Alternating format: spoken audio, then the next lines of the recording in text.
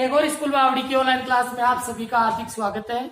सभी को good morning. आज क्लास 10 सब्जेक्ट सामाजिक विज्ञान का अपना 5th डे है।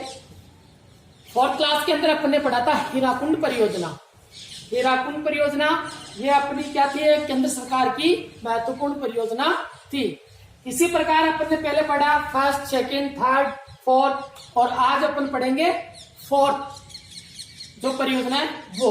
और 4th जो परियोजना है वह है चंबल घाटी परियोजना। इससे पहले मैं थोड़ा आपको याद दिला दूं, जो अपनी 3rd जो परियोजना थी वो थी हीराकुंड परियोजना। हीराकुंड परियोजना के अंदर मैंने आपको बताया था, जैसे मान लो कि क्या है, महत्वाकांक्षी जो प्रायद्वीपीय क्षेत्र है उसकी महत्वाकांक्षी योजना है। इसकी स्थिति मैंने आपको बताई थी कि उड़ीसा की जो शोक नदी है, कौन सी, महानदी, ये उसके ऊपर यह परियोजना लागू की गई है, स्थापित की गई है। जो महानदी का उद्गम स्थान था वह कहां से निकलती है वो भी मैंने आपको बताया था। जैसे मान लो कि छत्तीसगढ़ में एक क्षेत्र है, कौन सा, बस्तर की पहाड़ियां। कौन सा क्षेत्र है, बस्तर की पहाड़ियां। वहां नदी घाटियों का जो जल है वहां से होकर गुजरती है और एक बाढ़ का रूप ले लेती है। बाढ़ का रूप कैसे ले लेती है, जैसे मान लो वहां पे सभी जो छोटे बड़े नदी नाले हैं सबका पानी एक जगह इकट्ठा होता है या फिर उस बहाव के साथ मिलता रहता है, तो वहां बाढ़ की स्थिति उत्पन्न होती है। उस स्थिति से निपटने के लिए यहाँ पे क्या किया गया कि कौन सी दामोदर घाटी परियोजना है उसको लागू किया गया था। फिर अपन ने बात की थी कि ये कहां से होकर कहां तक, जैसे मान लो कि ये जो मानसूनी समय होता है, मानसूनी समय होता है, उस समय ये ज्यादा विपरीत परिस्थितियां अपने सामने स्थापित करती है या लाती है। लेकिन बाकी समय में जब मानसून का समय नहीं होता है उस समय क्या होता है, यहाँ पे अकाल व सूखे की स्थिति बनी रहती है। अब क्यों बनी रहती है, क्योंकि वहां पे वर्षा समय पे होती नहीं है। मानसून चला गया, फिर बाद में ये नदी का पानी है, नदी नालों का पानी वो क्या हो जाता है, सूख जाता है और वहां पे क्या हो जाती है, फिर बाढ़ की स्थिति है वो कम हो जाती है या फिर पानी नहीं रहेगा तो बाढ़ आएगी कहां से। इस समय ये क्या होती है, अकाल व सूखे का रूप धारण कर लेती है। फिर अपन ने बात की थी कि जैसे मान लो संबलपुर एक क्षेत्र है, वहां से 14 किलोमीटर ऊपर की ओर कौन सा बांध बनाया गया था, हीराकुंड बांध बनाया गया था। कहां से, संबलपुर क्षेत्र है वहां से 14 किलोमीटर आगे कौन सा बांध बनाया गया था, हीराकुंड बांध बनाया गया था। और इसी के साथ मैंने आपको बताया था कि यह विश्व का क्या है, सबसे लंबा बांध है। यह विश्व का क्या है, सबसे लंबा बांध है। और इसकी लंबाई कितनी है, लंबाई इसकी 4801 मीटर, 4801 मीटर इसकी लंबाई है। और इसने अन्य जो हीराकुंड बांध है इसके अलावा यहाँ पे अन्य 2 बांध और 2 क्षेत्र में बनाए गए हैं। वह कौन कौन से हैं, वह एक तो तिकरपाड़ा और एक नराग में। इस प्रकार से 2 बांध और बनाए गए हैं। फिर अपन ने बात किया था कि इस परियोजना का काम कितने चरणों में पूरा हुआ था, 2 चरणों में पूरा हुआ था। पहला चरण कौन सा था कि हीराकुंड बांध बनाकर, कौन सा बांध बनाकर, हीराकुंड बांध बनाकर इसके दाहिनी ओर कौन सा, बोरगढ़ नहर, इसके दाहिनी ओर कौन सी नहर निकाली गई थी, बोरगढ़ नहर। और इसके बाईं ओर से कौन सी नहर निकाली गई थी, इसके बाईं ओर से नहर निकाली गई थी सेसन नहर प्रणाली विकसित की गई थी। और इसके अलावा यहाँ पे 4 विद्युत घरों का निर्माण किया गया था। तो ये तो हो गया अपना पिछली क्लास की बात। आज अपन पढ़ेंगे चंबल घाटी परियोजना। इस नदी की क्या स्थिति है, कहाँ पे इसका निर्माण हुआ, कब प्रारंभ हुई थी, कितने चरणों में इसका काम हुआ था और ये किस प्रकार से अपना एक तरह से बता सकते हैं कि अपना योगदान देती है यह परियोजना। तो आज अपन पढ़ेंगे 4th जो परियोजना है वो कौन सी है, चंबल घाटी परियोजना। इसकी स्थिति क्या है, पहले तो वो बात कर लेते हैं कि ये कौन सी नदी के ऊपर स्थापित किया गया, बनाई गई है या ये परियोजना लागू की गई है। तो स्थिति इसकी यह है कि ये चंबल नदी के ऊपर कब प्रारंभ हुई थी, 1953 में ये क्या हुई थी, 1953 में यह प्रारंभ हुई थी। कौन सी परियोजना, चंबल घाटी परियोजना। कौन सी परियोजना प्रारंभ हुई थी, चंबल घाटी परियोजना। आप अगर तरीकेबद्ध चलोगे एक एक जो परियोजना वो याद करोगे, ज्यादा बड़ी नहीं है तो आसानी से ये याद हो जाती है। फिर अपन बात करते हैं कि ये कौन से राज्यों की संयुक्त परियोजना है। तो ये कौन कौन से राज्यों की संयुक्त परियोजना है, राजस्थान और मध्य प्रदेश। कौन से राज्यों की संयुक्त परियोजना है ये, राजस्थान और मध्य प्रदेश। ये 2 पड़ोसी राज्य हैं, आपस में दोनों की सीमा टच होती है। तो ये राजस्थान और मध्य प्रदेश की क्या है, संयुक्त परियोजना है। इस परियोजना का दोनों राज्यों को काफी अधिक लाभ होता है। फिर अपन बात करते हैं, देखो इसकी मैंने थोड़ी सी लाइन लिखी है, उसको आप पढ़ने की कोशिश, समझने की कोशिश करना।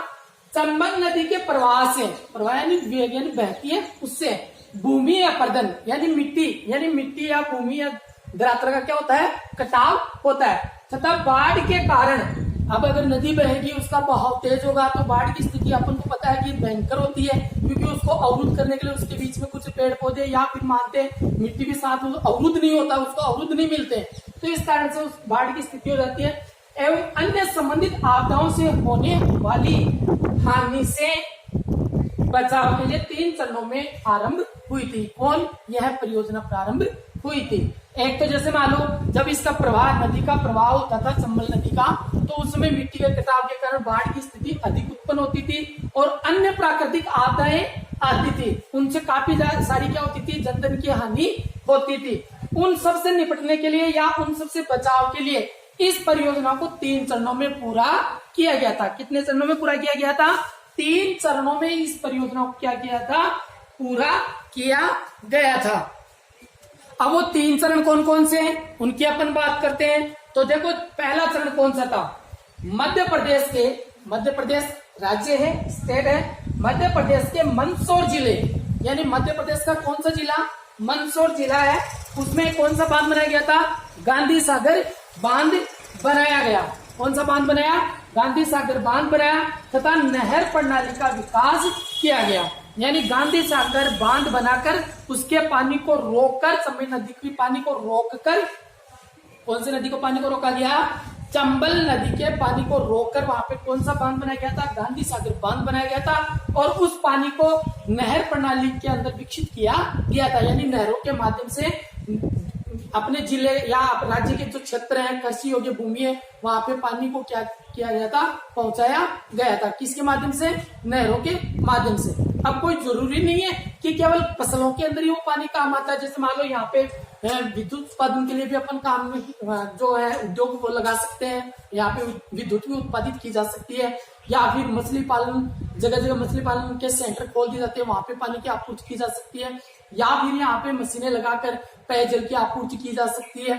ठीक है, तो ये बहुत सारी बांध बनाकर ये बहुत सारी समस्याओं का निदान किया जा सकता है।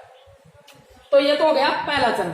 अब अपन बात करते हैं दूसरे चरण की, कि दूसरे चरण में क्या हुआ क्या नहीं हुआ, कौन सी अपन बात करते हैं क्या क्या क्या सुधार किए गए। तो दूसरे चरण में क्या हुआ था, राजस्थान के चित्तौड़गढ़ में, अब राजस्थान है, अपने भारत का पश्चिमी राज्य राजस्थान है, और राजस्थान के अंदर कौन सा जिला है, चित्तौड़गढ़। कौन सा है, चित्तौड़गढ़।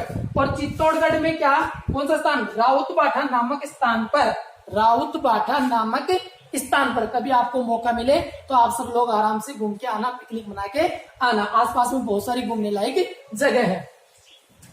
तो राउतबाठा नामक स्थान पर कौन सा, राणा प्रताप सागर बांध। कौन सा बांध, राणा प्रताप सागर बांध, ये बनाया गया यहाँ पे। तो इससे भी अपने राजस्थान को काफी ज्यादा लाभ हुआ, यहाँ के आसपास के क्षेत्र को काफी अधिक लाभ हुआ, क्योंकि यहाँ पे बांध बनाकर यहाँ पे भी नहरों के माध्यम से कृषकों को क्या किया जाता है, सिंचाई के लिए पानी उपलब्ध करवाया गया। ये हो गई अपने 2 चरण। कितने चरण हो गए, 2 चरण। अब अपन बात करते हैं तीसरे चरण की। तो तीसरा चरण क्या है, पहला चरण हो गया आपका और दूसरा चरण भी हो गया। अब अपन बात करते हैं तीसरे चरण की। तो तीसरा चरण देखो क्या हुआ, कोटा बूंदी की सीमा पर, कौन, 2 जिले हैं राजस्थान के, कौन कौन से, कोटा और बूंदी। ठीक है, तो कोटा और बूंदी की सीमा पर जवाहर सागर, कौन सा बांध, जवाहर सागर पिकअप बांध, ये बांध बनाया गया था। कौन सा बांध बनाया गया था, कोटा बूंदी की सीमा के ऊपर जवाहर सागर पिकअप बांध। एग्जाम के अंदर आपके प्रश्न कैसे बनेंगे, जैसे मान लो अंदर से उठा के प्रश्न पूछ लिया कैसे, कि कोटा बूंदी की सीमा के ऊपर कौन सा बांध बनाया गया है, तो आप बताओगे जवाहर सागर पिकअप बांध बनाया गया है, तथा विद्युत ग्रहों का निर्माण किया गया है। किसका निर्माण किया गया, विद्युत ग्रहों का निर्माण किया गया है। तो इस प्रकार से ये अपनी हो गई चंबल घाटी परियोजना। आपको आराम से इनको याद करना है, अच्छी राइटिंग में आपको काम करना है, कोई भी इसमें ज्यादा ऐसा नहीं है, कोई समझने वाली कोई बात नहीं है। आपके सीधे सीधे बिंदु बता दिए गए, इन बिंदुओं को आप आसानी से याद कर सकते हैं। जैसे मान लो, अब ऐसा नहीं कि मैंने आपको ऐसा टॉपिक लिख दिया और आप एग्जाम के अंदर ऐसा कैसे लिख के आए, ये तो सिर्फ आपको आसानी से याद है, छोटे छोटे बिंदु बना दिए हैं। इन बिंदुओं के माध्यम से आप क्या कर सकते हो, इनको याद कर सकते हो। और किताब की लैंग्वेज में जैसे पैराग्राफ होते हैं, उसके अनुसार आप इसके आंसर दे सकते हो। चंबल घाटी परियोजना, तो आप इसको लिख सकते हो कि चंबल घाटी परियोजना वो चंबल नदी के ऊपर 1953 ईस्वी में क्या हुई थी, प्रारंभ हुई थी, जो कि क्या है, राजस्थान और मध्य प्रदेश इन दोनों राज्यों की क्या है, संयुक्त परियोजना है। इस प्रकार से आपको इसकी लाइनें बनाते हुए इसको पूरा कंप्लीट करना है। इसमें जैसे मान लो फिर बात करते हैं कि ये 3 चरणों में आरंभ क्यों हुई, क्योंकि इसमें मिट्टी भूमि का जो नदी का प्रवाह तंत्र वो काफी अधिक था, और बाढ़ और अप्रतिम की स्थिति और प्राकृतिक आपदाओं से होने वाली हानियों से बचने के लिए इसका निर्माण 3 चरणों में किया गया था। पहला चरण आपका हो गया मध्य प्रदेश के मंदसौर जिले में गांधी सागर बांध तथा नहर प्रणाली का विकास किया गया, और दूसरा है राजस्थान के चित्तौड़गढ़ में राउत पाटन नामक स्थान पर कौन सा, राणा प्रताप सागर बांध बनाया गया। फिर अपन बात करते हैं कोटा बूंदी की सीमा पर कौन सा बांध बनाया गया, जवाहर सागर पिकअप बांध बनाया गया तथा विद्युत घरों का निर्माण किया गया। इस प्रकार से आपकी ये कौन सी परियोजना पूर्ण हुई, चंबल घाटी परियोजना पूर्ण हुई। नेक्स्ट पढ़ेंगे अपने नेक्स्ट क्लास में। Best of